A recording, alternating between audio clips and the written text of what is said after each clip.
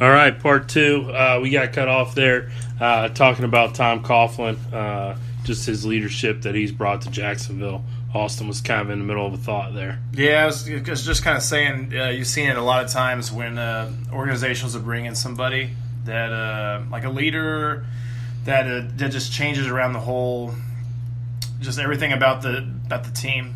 You saw it when Parcells came to Dallas. Mm-hmm. I mean, he won with Quincy Carter. Yeah, took him to the playoffs.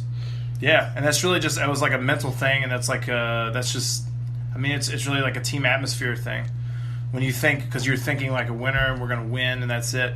Because I'm going to say, I don't think Dallas, I mean, even like talking about Parcells doing that, I don't think Dallas is, I don't think the roster changed that much between the 2 years. No, he brought in a few veterans, but, I mean, nothing, no major changes. I guess, well, the major change was Emmitt Smith leaving.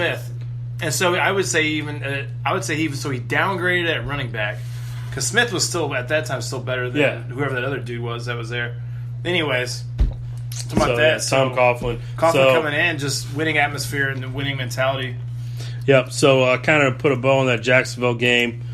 I'm going to take Jacksonville to win and to cover because I think Buffalo's fought to get in the playoffs. They're happy to be there, and I think Jacksonville's gonna beat them by 10 or more on Sunday. These are two teams I think that I'll like. If the Chiefs get knocked out, like these are the two teams I think I'm going to root for because they're like super underdogs. I'll probably root for the Rams too.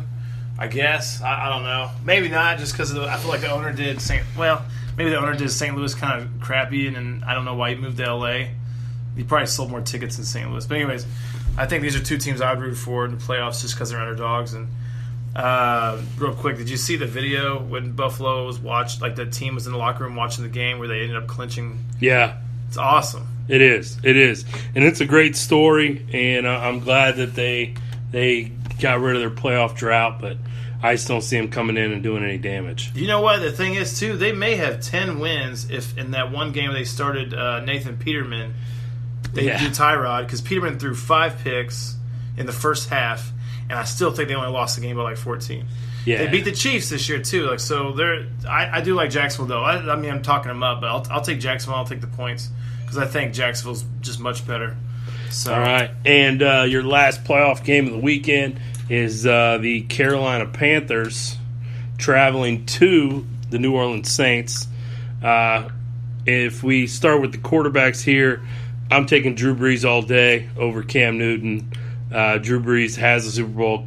Cam has been there, but didn't get it done. Lost. So you're taking Saints? Yeah, I'm taking the Saints What's the spread? to win the game. What's the? I think the line on that one's 6 also. 7. 7. Okay, so I would probably take Carolina and the points then on the touchdown. But I think the Saints win. You start with quarterbacks. I mean, Drew Brees, to me, is an elite quarterback. Cam Newton is not elite. I think the Saints' defense is much improved from what it has been. The Carolina defense, I think, is down. New Orleans' running game is fantastic. So, yeah, definitely taking Matt Ryan Drew Brees over Cam Newton. Talking about Atlanta. You like Cam Newton? I think he's probably an average quarterback in the league. Yeah, like I think he's okay. I think he can make plays, but his numbers aren't like super awesome. It's like 22 touchdowns, 16 picks. I don't know what his rushing numbers are. Oh, actually, you know what? He's the leading rusher on the Panthers. That says anything. Yeah. Says they have no running game. He's got 754 yards, 6 touchdowns. So they use him a lot, probably like read option stuff. Yeah, and I thought Christian McCaffrey would really help their running game, but obviously he didn't have the year that everybody thought he would in a rookie season. So you're going Saints, but you're betting you would take Carolina +7. Yeah, I'd take Carolina +7, but the Saints I think win the game. Yes, I like. So I'm pretty much. Well, I'm not exactly the same. So I like the Saints a lot, and then I really like Saints. Like Breeze has had a good year, but the Saints have like recommitted, especially since they traded away Adrian Peterson. Like, it's weird. They have it's like they traded him away, and they have this new commitment to the running game. Yeah, they got Ingram, and then Ingram's played really well, and then they have Kamara, who's a freaking beast runner. Yeah, so really, like Drew Brees played really well this year, but really their running game is really what kind of like took them up there. Yeah. The Saints defense is better, and I thought trading away Cooks to the Patriots was going to hurt them, hurt their offense. It hasn't. No. What did I say before? They're like number 2. Yeah, they were number two offense in the league. Yeah, they're number 2 behind New England. So and obviously, they traded away 2 guys, Cooks and Peterson, and then their offense got better. This contract year for Breeze too, isn't it? Yeah, like 40. Mm-hmm. So that's going to be interesting. Would you re-sign him? I would, just because of what he's meant to that organization. I'm a big Breeze fan. I like Breeze a lot too. He won me a fantasy Super Bowl a few years ago, so hey, I'm still riding that glory. He had him in the the 50 touchdown year, or whatever it was. Yeah, I freaking had nobody else, and he just awesome. Carried me week after week. So I like watching him. I think he has a ton of guts. Yeah, and he's awesome. So I take Saints, and then just not to always go against it, but just because they're at home, I'll take the Saints -7, thinking that might be a push. Okay, maybe Saints win by 7. I don't know. I think the better coach team is also Saints. Yeah, with Sean Payton and those guys. So yeah, I'd take Sean Payton over Ron Rivera. Out of the 4 NFL playoff games, if you had to pick one road team, because we kind of went home teams there, if you had to pick one road team to steal one, who would you pick and why? To win? To win. Falcons, and that'd be probably just the veterans versus the young guys. And that's my thoughts exactly there. Again, I don't think the Falcons go to LA and win. It's a cross-country road trip. Those are always tough. But if you forced me to pick one road team to go with this weekend, it would definitely be the Falcons, just because they were just in the Super Bowl last year. Their roster hasn't changed a ton, and the Rams are very young coaching staff, young players. So it's going to happen just too, have right? to go.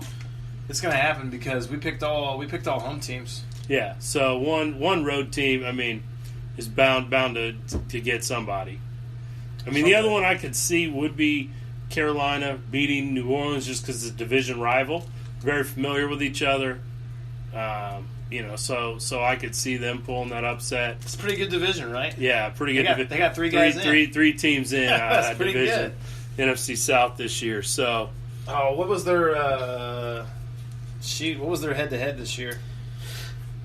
I believe New Orleans swept them.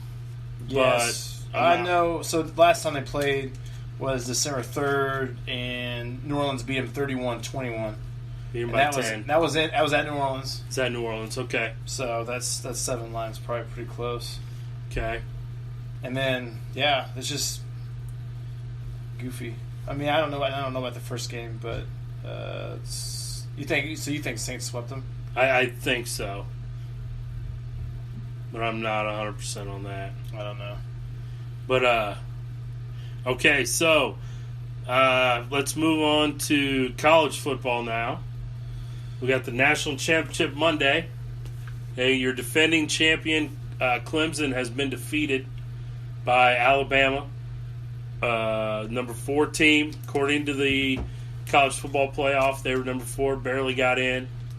Alabama playing another SEC team, Georgia, who people pretty much had in there at the end. But you got Alabama, Georgia. Initial thoughts on that? Well, I like Bama because I really have a hard time betting against going against Saban. I don't know what the line is on this. 4.5. Bama's favorite. Right? Bama's favored 4.5 by 4.5. So I take Bama, and I would take Bama -4.5. Was that Bama? I think Bama wins by a touchdown. It's hard for me to go against Saban. 'Cause even though like Saban, even though they lost last year to Clemson, I mean, really, I thought Bama played really well. I thought they played well all year. I thought they played good against Auburn, even though they lost. So I got to go Bama. And really, like, besides Deshaun Watson playing out of his mind, that last championship game, I think Bama would be. I mean, Bama would be probably 2 times going for their 3rd in a row. So I like Bama. I'm not dissing Georgia. I think Georgia played really well. But man, I mean, we talked about this the other night. OU lost. Mm-hmm. OU lost. They lost the game. They had them beat, and they didn't. Georgia adjusted a little bit, and Oklahoma didn't adjust, and that's it. So yeah, I mean, OU definitely played scared in the second half, and more importantly, in overtime in that game to give Georgia the opportunity. Now, not taking anything away from Georgia. Georgia did a great job. They still had to play. They still had to come back, but Oklahoma did kind of blow that. But yeah, I think Nick Saban and Alabama win by double digits. I think they win by 10. You got like big time. Yeah, I think it's never going to be in question from the opening kickoff who the better team is in this game. Bovada they'll put those extra spreads out. So if you got one like a -10, would you jump on that, or would you jump on like a -9? I'd probably go with -9 if I could get good odds on it, depending on if it wasn't any worse than maybe like -110 or -120. I might think about that, but I do already have money on Bama to cover the 4.5 in the national championship game. So I think it's never going to be in question from the opening kick. Nick Saban, greatest college coach in my opinion in the history of college football. Yeah, I agree with you there. I don't think it's close. No, I mean obviously you can question what he did in the NFL, but that's a different animal. It's a different league. But college-wise, there's nobody better. You can disagree with the way he does things, the way he handles things from an outside perspective. He's a grinder, but the guy wins.